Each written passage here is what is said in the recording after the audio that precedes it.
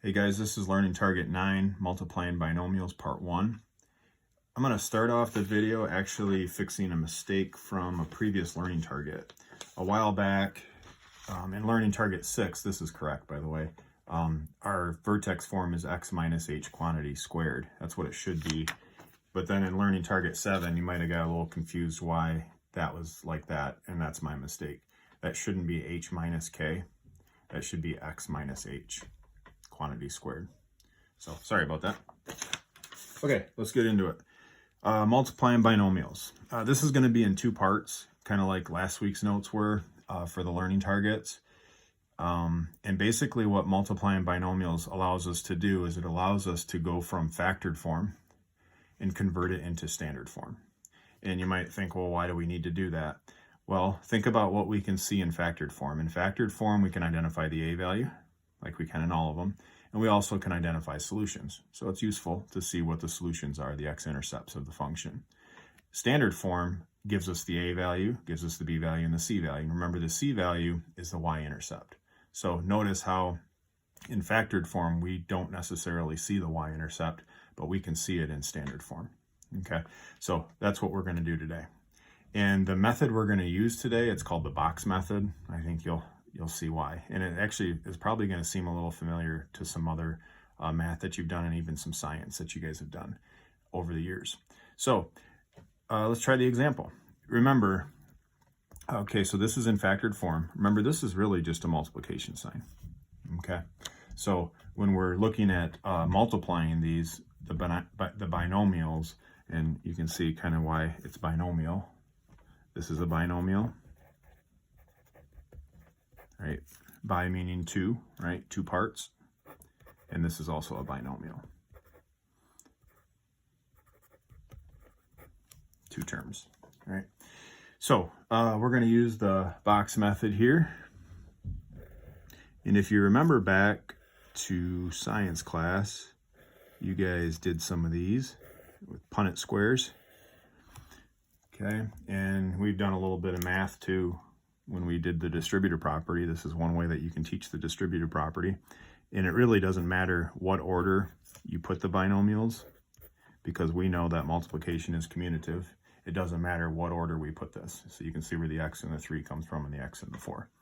Okay, so then we're just going to multiply these together. X multiplied by x would be x squared. X multiplied by 4 would be 4x.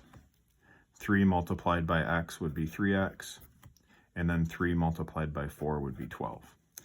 Okay, and then from there, we just look at, these are like terms, right? They both have an x next to them. So we're going to combine those together. So to write this out, to kind of complete it, this would be f of x equals x squared plus 7x plus 12. And there it is. That is written in standard form. Okay, we wouldn't combine x squared and the 3x and the 4x because they're not like terms. This has this is raised to a different power than this one, because remember, this is just raised to the first power. Okay, and that's it. Pretty straightforward, right? You'll notice with these examples too, I've got 4 of them. I guess you can kind of choose if you feel like you need to have all 4. You can pause it and try it on your own if you want to, but I'm going to go through all 4 of them just to show some different situations. You'll also notice with these that what's the a value for all of these? The a value for every single example on today's video is 1, right? And we know that's not always going to be the case. And you'll see in the video tomorrow, when the a value is something other than 1, we use another method. Okay, so all right, so let's go ahead and give this first one a try. X 5, x 2. X and x multiplied together give you x squared. X multiplied by 2, 2x. 5 multiplied by x, 5x. 5 multiplied by 2, 10. So our function would be x squared plus 7x plus 10.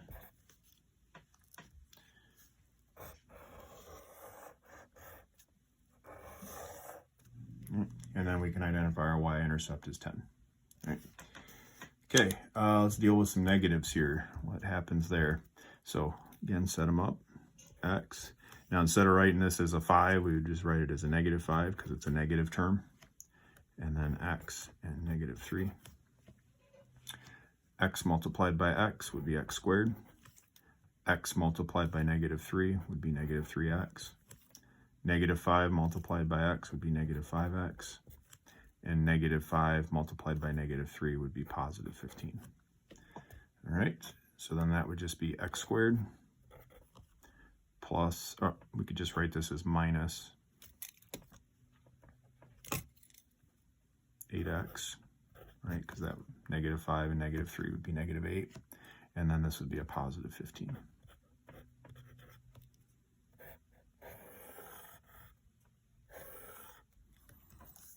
Okay, another example.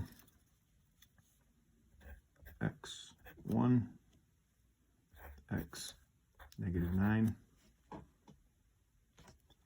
X multiplied by x would be x squared. X multiplied by -9 would be -9x. 1 multiplied by x would just be x. And 1 multiplied by -9 would be -9. All right. I'm going to combine our middle, kind of that diagonal there, the x and the x. So this would be x squared.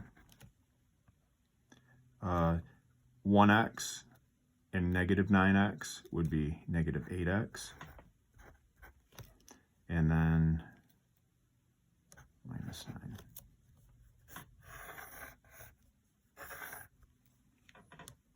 Okay. Last example here. X -8. X and 4. And then we're just multiplying. X times x is x squared. X multiplied by 4 is 4x. -8 multiplied by x would be -8x. And -8 multiplied by +4 would be -32. Okay, x squared. And then we're going to combine these.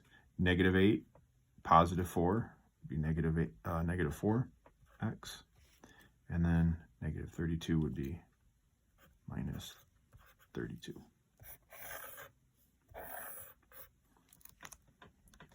Okay, so that is multiplying binomials using the box method. And then, like I said, tomorrow we're going to show a different strategy that you can use using the distributor property, and also when the a value is not 1, what we would do. So there'll be some more examples. So go ahead and give those practices a try. Thanks, guys.